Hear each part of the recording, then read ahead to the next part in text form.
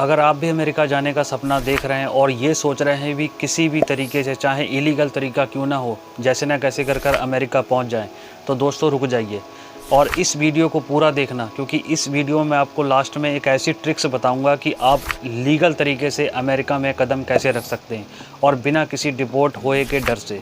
तो दोस्तों वीडियो बहुत ही इंटरेस्टिंग होने वाला है और वीडियो को अगर स्किप कर कर देखोगे तो आप जान नहीं सकोगे कि लीगल तरीके से अमेरिका कैसे जाया जाता है, क्या इलीगल जाना सही है या लीगल तरीके से जाना सही है। तो वीडियो को पूरा देखना, स्किप बिल्कुल मत करना। लास्ट में जो मैंने आपको ट्रिक्स का वादा किया है वो आपको बताऊँगा स्टेप बाय स्टेप।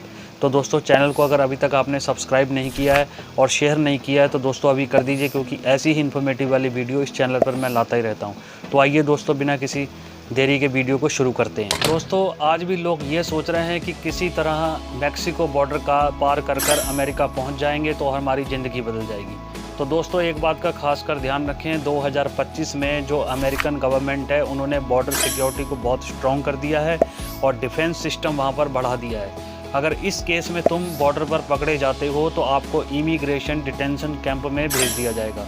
उसके बाद आपको कुछ दिन वहाँ रखने के बाद आपको अपने देश डिपोर्ट कर दिया जाएगा।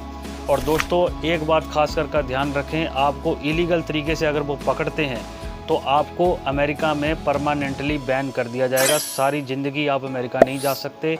और क्या नाम लेते हैं, अगर आप लीगल तरीके से भी इन फ्यूचर में अगर आप अप्लाई करते हो तब भी आप you will not be able to reach there, वहाँ पर नहीं पहुँच पाओगे। इस बात का खासकर ध्यान रखें, आपको लीगल तरीके से ही वहाँ पर जाना है। वो मैं आपको लास्ट में बताऊंगा कि लीगल तरीका कौन सा है।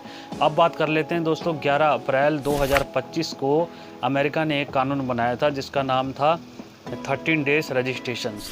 इस कानून को बनाने का मकसद ये था, अमेरिका गवर्नमेंट का जो इमिग्रेशन डिपार्टमेंट था उन्होंने इसलिए इस कानून को बनाया था, जो भी वहाँ पर लीगल इलीगल तरीके से जो इमिग्रेंट्स गए हुए हैं उनकी पहचान हो सके।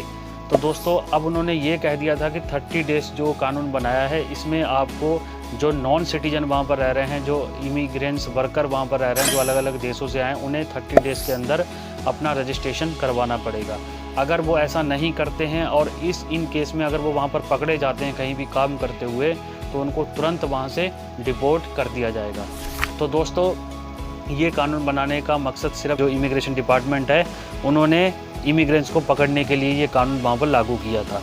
तो दोस्तों अब बात कर लेते हैं, क्या नाम लेते हैं, कि अगर आपको लीगल तरीके से अमेरिका जाना है तो वो कैसे जाना है। तो दोस्तों देखो, लीगल तरीके से जाने के भी बहुत से ऑप्शंस हैं अमेरिका में। सबसे पहला ऑप्शन है स्टूडेंट वीज़ा, यानी कि स्टडी वीज़ा। अगर आप अमेरिका जाना चाहते हो तो आप स्टडी वीज़ा पे जा सकते हो। कुछ टाइम बाद आप वहाँ पर वर्क परमिट में स्टडी वीज़ा को वर्क परमिट में कन्वर्ट कर सकते हो और आप लीगल तरीके से वहाँ पर काम कर सकते हो। तो दोस्तों दूसरा जो हमारा तरीका है वो ये है कि आप वर्क वीज़ा यानी कि स्किल्ड वर्कर वीज़ा, जो कि H1B वीज़ा और H2B वीज़ा, ये वीज़ा अप्लाई कर कर आप एम्प्लॉयमेंट वीज़ा आसानी से लेकर वहाँ पर किसी भी कंपनी में वहाँ पर काम कर पाओगे।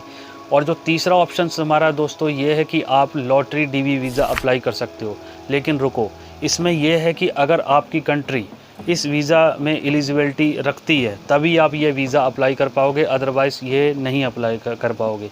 ये वीज़ा उन्हीं लोग वही अप्लाई कर पाएंगे जिनकी कंट्री एलिजिबल होती है इस वीज़ा को अप्लाई करने के लिए। इंडियंस नहीं कर सकते, पाकिस्तानी नहीं कर सकते, नेपाली नहीं कर सकते। और चौथा होता है दोस्तों असाइलम।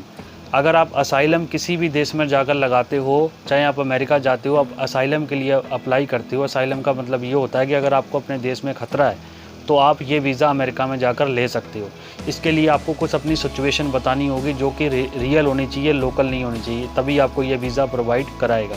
ये 4 वीज़ा जो मैंने आपको लीगल तरीका बताया है, इन पे आप आसानी से वहाँ पर जा पाओगे। और दोस्तों ख़ास बात यह है कि अगर आप इन वीज़ा पर जाते हो, लीगल तरीके से जाते हो, तो आपको गवर्नमेंट सपोर्ट करती है। जो भी गवर्नमेंट की सुविधाएं होती हैं, चाहे वो कोई भी हो, वो आपको बहुत मिलती हैं और भविष्य में आप सिटीजनशिप के लिए भी वहाँ पर अमेरिका में अप्लाई आसानी से कर पाओगे। तो इस बात का खासकर ध्यान रखें, कभी भी जाना है तो लीगल तरीके से जाना है, विदाउट इलीगल रास्ता नहीं चुनना है। तो दोस्तों अगर आप लीगल तरीके से जाओगे तो आपको सारी सुविधाएं वहाँ पे मिलेंगी। इलीगल तरीके से जाओगे तो दोस्तों क्या नाम लेते हैं, आपको वहाँ पे कुछ नहीं मिलेगा, आप डिपोर्ट हो जाओगे और आपका नुकसान और हो जाएगा और परमानेंटली आपको अमेरिका से बैन भी कर दिया जाएगा। तो दोस्तों आपको पता होगा कि बहुत से एजेंट आजकल फेक एजेंट चल रहे हैं दुनिया में, जो चूतिया बना रहे हैं कि लोगों को क्या नाम लेते हैं कि आपको क्या नाम लेते हैं इस रास्ते से पहुंचा देंगे, हम इस रास्ते से पहुंचा देंगे, 15 लाख दे दो, 20 लाख दे दो। तो लोग बेचारे जो भोले भाले लोग होते हैं वो दे देते हैं, उनको नॉलेज होती नहीं, उनको मिलता क्या है, सबसे पहले मौत मिलती है, धोखा मिलता है और जेल मिलती है। तो दोस्तों इस बात का खासकर ध्यान रखें, कभी भी किसी एजेंट के चक्कर में ना आए, खुद पढ़ो, थोड़ी एजुकेशन गेन करो, उसके बाद क्या नाम लेते हैं आगे अपना वीज़ा अप्लाई करो। तो दोस्तों अब बात कर लेते हैं, जैसे मैंने आपको शुरू में वादा किया था कि आपको एक मैं ट्रिक्स बताऊंगा, तो वो ट्रिक्स अब मैं आपके साथ साझा करता हूं और बताता हूं उस ट्रिक्स के बारे में। तो दोस्तों ट्रिक ये है कि अगर आप यूएस जाना चाहते हैं और आपको डायरेक्ट वीज़ा नहीं मिल रहा है, तो आपको क्या करना है कि जो भी अमेरिका के पास में जो कंट्री पड़ती हैं, जैसे कि सेंट्रल अमेरिका जैसे बोल देते हैं, जैसे कि अगर आपको वीज़ा डायरेक्ट नहीं मिल रहा है तो आप पहले अमेरिका के जो पास कंट्री पड़ती हैं उनमें विज़िट कीजिए।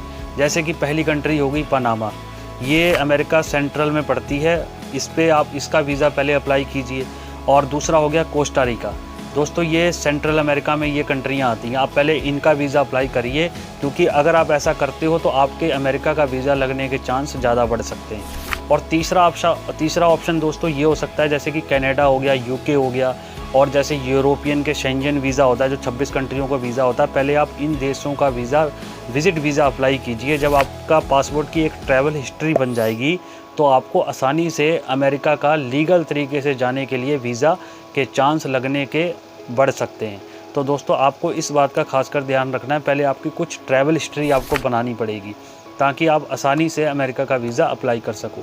तो जो मैंने आपको ट्रिक्स बताई है, यही ट्रिक है, वो आपको ये यूज़ ज़रूर करनी है। पहले आपको थोड़ी अपनी ट्रैवल हिस्ट्री बनानी है, तब आपको आसानी से अमेरिका का लीगल तरीके से वीज़ा मिल जाएगा, तो आप आसानी से वहाँ पर जा पाओगे और आप काम भी कर पाओगे। तो दोस्तों आपको वीडियो कैसा लगा आप हमें कमेंट करके ज़रूर बताना, क्योंकि अगर आप हमें कमेंट करोगे तो हम आपका रिप्लाई भी ज़रूर करेंगे। अगर आपको कुछ सवाल होगा तो हम उसका रिप्लाई करेंगे। अगर हमसे कुछ वीज़ा से रिलेटेड या कुछ और भी जानकारी चाहते हो तो दोस्तों ज़रूर कमेंट करना, क्योंकि कमेंट करने से हमें ये पता लगता है कि जो हमारी ऑडियंस है वो क्या जानना चाहती है हमसे। तो दोस्तों इस बात का खासकर ध्यान रखना, और चैनल को सब्सक्राइब जरूर करना, शेयर अपने दोस्तों के साथ कर देना और लाइक भी कर देना। तो दोस्तों अगली वीडियो में मिलते हैं और जानते हैं क्या नाम लेते हैं कुछ और। तो दोस्तों नमस्कार।